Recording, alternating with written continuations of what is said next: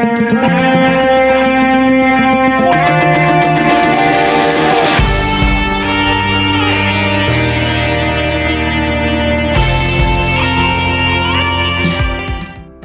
حضرات السلام علیکم۔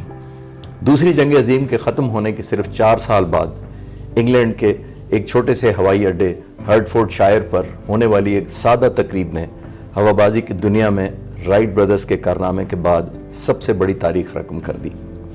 یہ اس وقت ہوا جب ہیوی لینڈ کومیٹ نامی جہاز نے بظاہر 30 منٹ کی ٹیسٹ فلائٹ کی، مگر اس فلائٹ کے بعد انسان جیٹ ایج میں داخل ہو چکا تھا۔ اس رفتار سے دنیا سمٹ کر رہ گئی، مگر بدقسمتی سے 1952 میں متعارف ہونے کے صرف 2 سال کے اندر 3 کومیٹ طیارے مختلف حادثات میں آسمان میں ٹکڑے ٹکڑے ہو گئے، جس میں سوار سینکڑوں افراد جان سے گئے۔ اس طیارے کا ڈیزائنر لارڈ برابزون افطارا تھا، جس نے 10 سال پہلے اپنی انگریز ہم وطنوں سے پہلا جیٹ مسافر طیارہ بنانے کی اس وقت دنیا میں جاری ریس جیتنے کا عہد کیا تھا۔ اس نے کورٹ آف انکوائری میں ان حادثات کے بعد کہا، آپ جانتے ہیں اور میں جانتا ہوں ان حادثات کی وجہ، یہ ہماری قوم کے لیے ایک بڑا معرکہ ہے۔ دنیا میں ایک دوسرے سے آگے نکلنے کے لیے ماضی میں بھی ایسا ہی ہوتا رہا ہے، حال میں بھی ایسا ہی ہے، اور مجھے یقین ہے کہ مستقبل میں بھی ایسا ہوتا رہے گا۔ مجھے لارڈ برابزون کے الفاظ اس وقت دوبارہ یاد آئے جب میں نے کچھ ہفتہ پہلے ٹائٹن کے افسوسناک حادثے کا سنا۔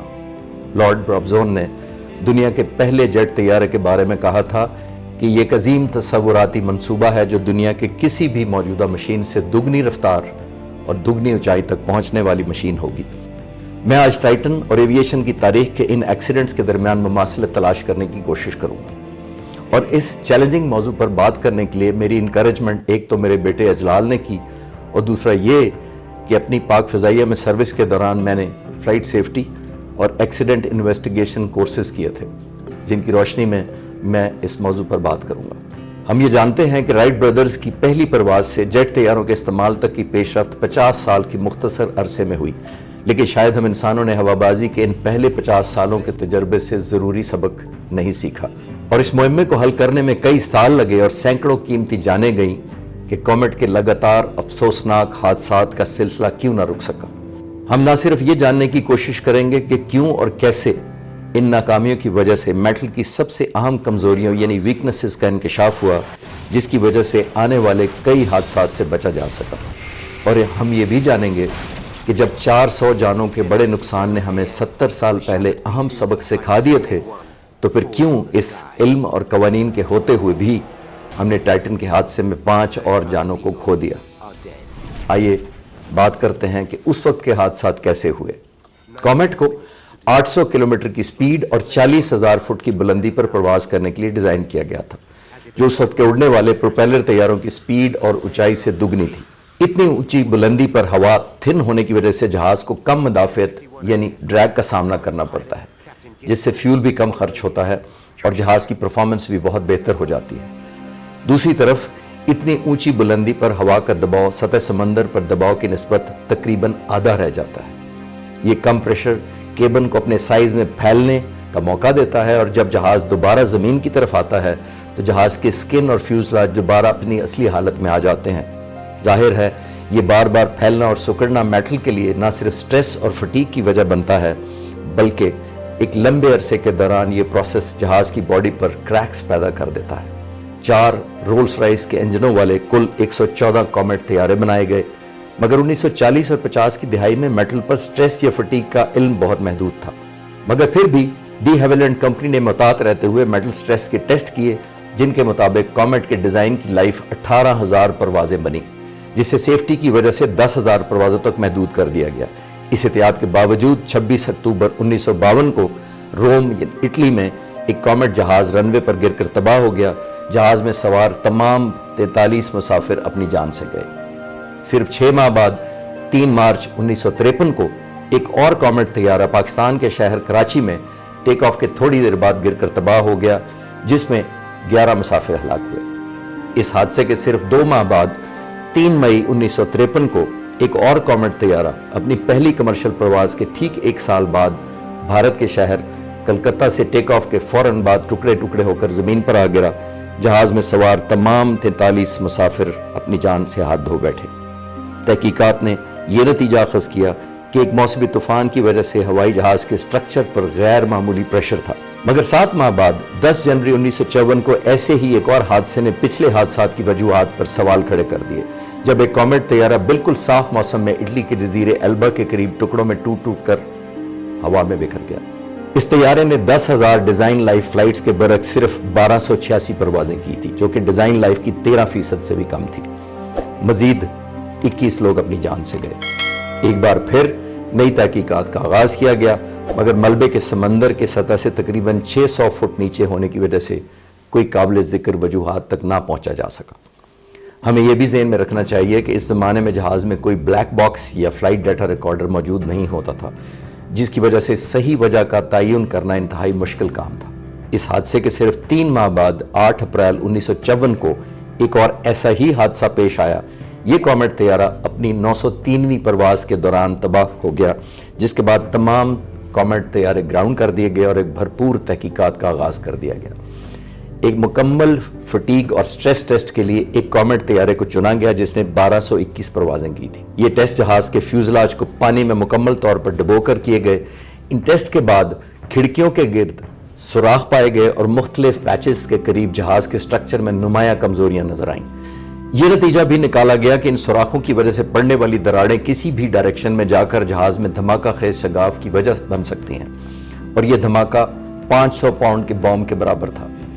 بعد کے سالوں میں بوئنگ کمپنی نے اعتراف کیا کہ کومیٹ طیاروں سے سیکھے گئے سبق نے بوئنگ طیاروں کو محفوظ بنانے اور نقصان سے بچنے میں بہت مدد کی۔ بدقسمتی سے سائنس اور انجینئرنگ میں بہت کم ایسا ہوا کہ ہم نے خود غلطیاں کیے بغیر دوسروں کی غلطیوں سے سیکھا ہو، اور شاید اسی وجہ سے آج 2023 میں بھی انسان اسی طرح کی غلطیاں دہرا رہا ہے جن سے ٹائٹن کو افسوسناک حادثے کا سامنا کرنا پڑا۔ آئیے اب ٹائٹن کی بات کرتے ہیں۔ یہ اتوار 18 جون 2023 کا دن تھا۔ 5 افراد کے گروپ نے ایک انوکھے سفر کا آغاز کیا جس کا مقصد تھا کہ 110 سال پہلے اٹلانٹک اوشن میں ڈوبنے والے مشہور ٹائٹینک جہاز کے ملبے کو دیکھا جائے۔ یہ ایڈونچر ٹورزم میں ایک حتمی تجربہ یعنی الٹیمیٹ ایکسپیرینس تھا، کیونکہ اس مشن پر جانے والا ہر شخص تقریباً 2.5 لاکھ کی بھاری قیمت ادا کرنے کے باوجود یہ بھی تحریری طور پر لکھ کر دے چکا تھا کہ اس کی جان کے جانے کی صورت میں اوشن گیٹ کمپنی پر اس کی کوئی ذمہ داری نہیں ہوگی۔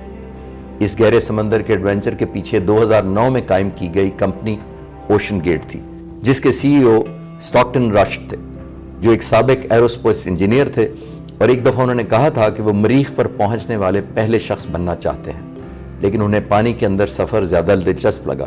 ٹائٹن کے علاوہ اس کمپنی کے پاس 2 اور سبمرسیبل یعنی اینٹیپوڈس اور سائیکلوپس بھی تھیں جو بالترتیب 1000 فٹ اور 1600 فٹ کی گہرائی تک جا سکتی تھی، مگر ٹائٹن کو خاص طور پر 12,500 فٹ کی گہرائی کے لیے ڈیزائن کیا گیا تھا۔ اس گہرائی کا اندازہ لگانے کے لیے یہ سمجھ لیں کہ یہ فرانس کے 13 آئیفل ٹاور کے برابر اور پاکستان کے 55 مینار پاکستان کی لمبائی کے برابر ہے۔ دوسری طرف یہ بھی ذہن میں رکھیے کہ تفریح کے لیے اسکوبا ڈائیورز عموماً 130 فٹ کی گہرائی تک جاتے ہیں۔ سورج کی روشنی 3300 فٹ سے زیادہ سمندر کی گہرائی تک نہیں پہنچتی، اور 3800 فٹ پر تاریک رات جیسا مکمل اندھیرا ہو جاتا ہے۔ یہاں پانی کا درجہ حرارت 4 ڈگری سینٹی گریڈ ہوتا ہے۔ 12,500 فٹ پر سمندر کا دباؤ سطح سمندر کے مقابلے میں تقریباً 400 گنا زیادہ ہوتا ہے، جس کے لیے کسی بھی سب کو ڈیزائن کرتے وقت محتاط انجینئرنگ کی ضرورت ہوتی ہے۔ اسی انتہائی زیادہ دباؤ کی وجہ سے آبدوزوں میں باہر دیکھنے کی کھڑکیوں کا سائز بہت چھوٹا رکھا جاتا ہے، مگر مشن کی نوعیت کی وجہ سے ٹائٹن میں آج تک کا سب سے بڑا ویو پورٹ بنایا گیا تھا۔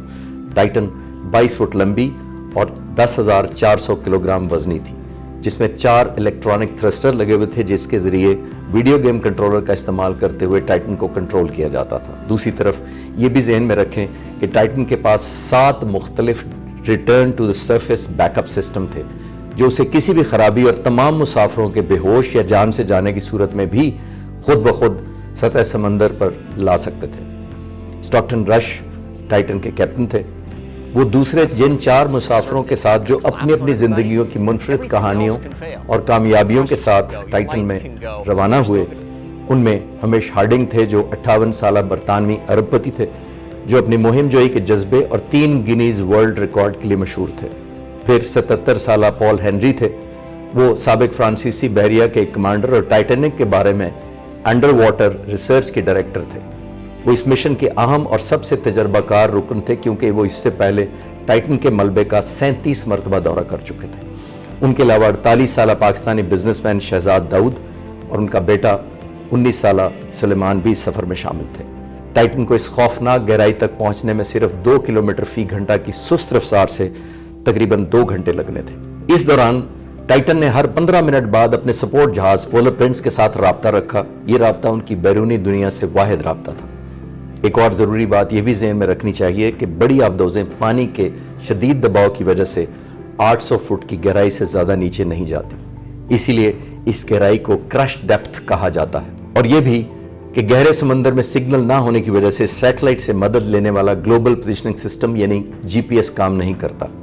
اتنی گہرائی میں کوئی سروس بھی دستیاب نہ ہونے کی وجہ سے ٹائٹن کو صرف ساؤنڈ سگنلز اور انرشیل نیویگیشن کا سہارا ہوتا ہے۔ اسی وجہ سے سخت اندھیرے میں ٹائٹن کو اپنی طاقتور روشنیوں کا استعمال کرتے ہوئے ٹائٹن کے ملبے کو تلاش کرنا ہوتا ہے۔ بدقسمتی سے صرف 1 گھنٹہ اور 45 منٹ کے بعد اچانک ٹائٹن کا معاون جہاز سے رابطہ ختم ہو گیا۔ یہ مقام جہاں ٹائٹن غائب ہوئی وہ کینیڈا کے جزیرے نیو فاؤنڈ لینڈ سے تقریباً 600 کلومیٹر دور بحر اوقیانوس کے خطرناک پانیوں میں تھا۔ ٹائٹن کے پاس صرف 4 دن کی آکسیجن تھی۔ ٹائٹن کی تلاش 25,000 مربع کلومیٹر کے وسیع رقبے پر شروع کر دی گئی۔ سادہ لفظوں میں یہ سرچ ایریا کراچی اور لاہور شہروں کے کل رقبے سے بڑا بنتا ہے۔ اب تک کی تحقیقات کے مطابق ٹائٹن پلک جھپکتے ہی امپلوژن کا شکار ہوئی، جس کا مطلب ہے باہر کے پریشر سے یہ اتنی اچانک بری طرح سے پچک گئی کہ کسی کو سنبھلنے کا کوئی ٹائم نہ ملا۔ ٹائٹن 14 سال میں ڈیولپ کی گئی تھی اور بنیادی طور پر ٹائٹن کی مین باڈی، جس کو ہم فیوزلاج کہیں گے، سٹیل کے پائپ سے بنی تھی جس پر 5 انچ موٹی کاربن فائبر اور ایپاکسی کمپوزٹ کی تہ لپیٹ دی گئی تھی۔ دونوں اطراف کے ہیمیسفیئر کو مین باڈی سے 2 بڑے رنگز کے ذریعے جوڑا گیا تھا جو ٹائٹینیم کے بنے ہوئے تھے۔ ٹائٹینیم کے مضبوط دھات ہونے کی وجہ سے یہ ہیمیسفیئر اور رنگز کافی مضبوط تھے، مگر ٹائٹن کے فیوزلاج کا مٹیریل اتنے پریشر میں کبھی ٹیسٹ نہیں کیا گیا تھا۔ شاید اسی وجہ سے ٹائٹینیم کے بنے ہوئے حصے صحیح حالت میں پانی سے ملے، جس سے ثابت ہوتا ہے کہ ٹائٹن کا فیوزلاج ناقابل تصور پریشر کی وجہ سے کرش ہو گیا۔ اور یہ بھی یقین سے کہا جا سکتا ہے کہ ٹائٹن کے ہر پچھلے مشنز کے دوران چھوٹی چھوٹی نظر نہ آنے والی دراڑوں اور کریکس پڑنے کی وجہ سے ٹائٹن کا سٹرکچر اپنے 24ویں مشن میں اپنے بریک اپ پوائنٹ کو پہنچ گیا۔ ٹائٹن کے حادثے کے 10 دن بعد ملبہ کینیڈا کے ساحل پر لایا گیا، جس کے بعد تحقیقات شروع کر دی گئی ہیں۔ ٹائٹن کے متعلق ہمیں ایک اور بات بھی ذہن میں رکھنی چاہیے کہ یہ کامیٹ جہاز اس سے پہلے دوسرے پروپیلرز جہازوں کی طرح کئی جہازوں میں سے ایک جہاز نہیں تھا، جس کے اسپیئر پارٹس بھی ہیں اور اس کے بنانے میں کئی دوسرے انجینئرز اور جہازوں کا تجربہ بھی۔ یہ اپنی طرز کی واحد اور انوکھی مشین تھی جس کے بناتے وقت نہ تو کوئی ریفرنس بک تھی اور نہ ہی کوئی بیک اپ ڈیٹا تھا۔ اسی وجہ سے ٹائٹن کی کوئی باقاعدہ سرٹیفیکیشن بھی نہیں ہوئی تھی۔ اور یہ بھی یاد رہے کہ دنیا میں کوئی دوسری ٹائٹن بھی موجود نہیں تھی جو ایمرجنسی اور حادثات کی صورت میں اس کی مدد کو پہنچ سکتی، اور نہ ہی کوئی دوسری انسانی ایجاد اس قابل تھی جو ان تمام مسافروں کے جان سے جانے کی صورت میں ان کی ڈیڈ باڈیز کو ریکور بھی کر سکتی۔ میرے تجربے کے مطابق ٹائٹن میں ایک ویو پورٹ یعنی ونڈو لگائی گئی تھی جو صرف 4500 فٹ تک ٹیسٹڈ تھی، جبکہ ٹائٹینک کا ملبہ 12400 فٹ کی گہرائی پر ہے۔ یہ ایک بڑا اور خطرناک فرق تھا۔ اگرچہ آبدوز اور ہوائی جہاز کافی مختلف حالات میں آپریٹ کرتے ہیں، مگر ان میں کچھ چیزیں مشترک بھی ہوتی ہیں۔ ان میں سے ایک یہ ہے کہ دونوں ہر وقت بدلتے ہوئے اور بے پناہ پریشر کا دباؤ برداشت کرتے ہیں۔ ایک جہاز میں اندر سے باہر دباؤ ہوتا ہے کیونکہ جہاز بہت کم ہوا کے دباؤ کی موجودگی میں اونچی پرواز کر رہا ہوتا ہے۔ سمندری آبدوزوں میں اس کے برعکس ہوتا ہے، یعنی پانی کا شدید دباؤ باہر سے اندر کی طرف ہوتا ہے۔ ٹائٹینک کے ملبے کے مقام پر ٹائٹن کے ہر سکوائر انچ پر پانی کا 2500 کلو گرام کا پریشر تھا، جو سادہ لفظوں میں ایک مگرمچھ یا سفید شارک کی بائٹ سے زیادہ کا پریشر تھا۔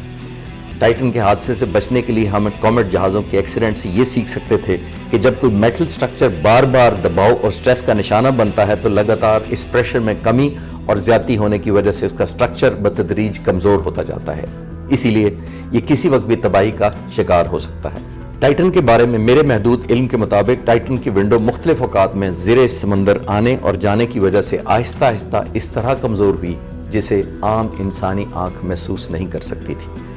ٹائٹن کی یہ ونڈو جب سطح سمندر سے 12000 فٹ نیچے ٹوٹی ہوگی تو یہ اتنا ہی خطرناک تھا جیسے 40000 فٹ کی اونچائی پر ایک جہاز کا ونگ ٹوٹ جائے۔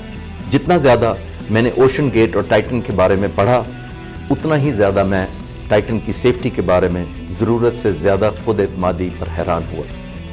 ایک طرف ہیوی لینڈ کامٹ جہاز کی ڈیزائن ٹیم نے میٹل اور اس پر ہونے والے سٹریس کا مشاہدہ تو کیا، مگر اس کے کامٹ جہاز پر وقت سے پہلے ہونے والے اثرات کا غلط اندازہ لگایا۔ دوسری طرف ایسا لگتا ہے کہ ٹائٹن ٹیم نے خطرات کے حوالے سے انتہائی نڈر اور غیر ضروری دلیرانہ رویہ اپنایا۔ I think it was General MacArthur said, "You're remembered for the rules you break." میری تحقیق کے مطابق 3 درجن سے زیادہ لوگوں نے چیف ایگزیکٹو رش کو ٹائٹن مشین کے ممکنہ حادثات سے خبردار کیا تھا۔ 2022 میں رش نے سی بی ایس نیوز کو ایک انٹرویو کے دوران کہا تھا کہ اس طرح کے مشنز میں کسی سٹیج پر سیفٹی کی وجہ سے زیادہ محتاط ہونا وقت کا ضیاع ہوتا ہے۔ اگر آپ صرف محفوظ رہنا چاہتے ہیں تو بستر سے باہر مت نکلیں، اپنی گاڑی میں مت بیٹھیں، کچھ نہ کریں۔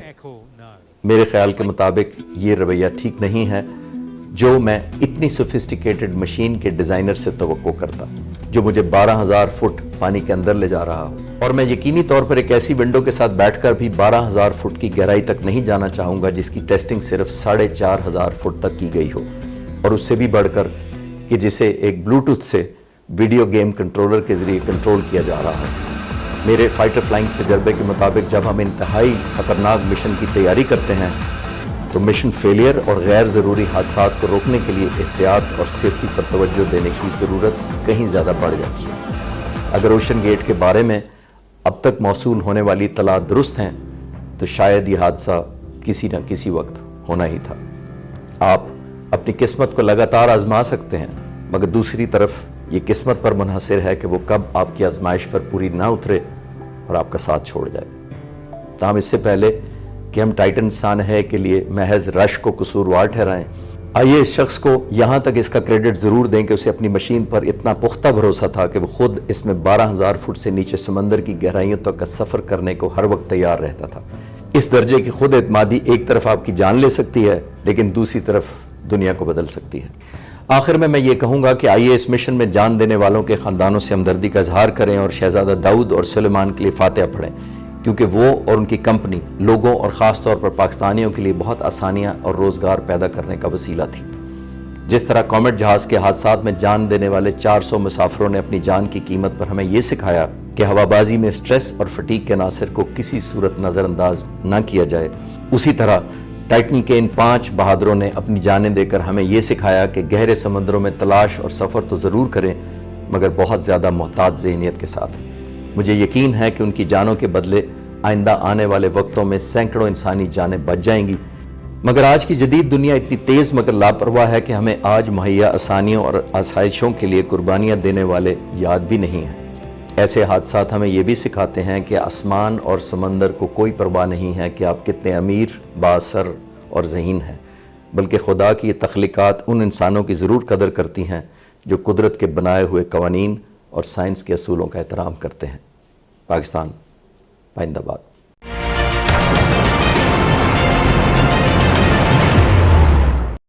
مزید ایسی ویڈیوز دیکھنے اور جاننے کے لیے آپ ہمارے چینل کو سبسکرائب کیجیے۔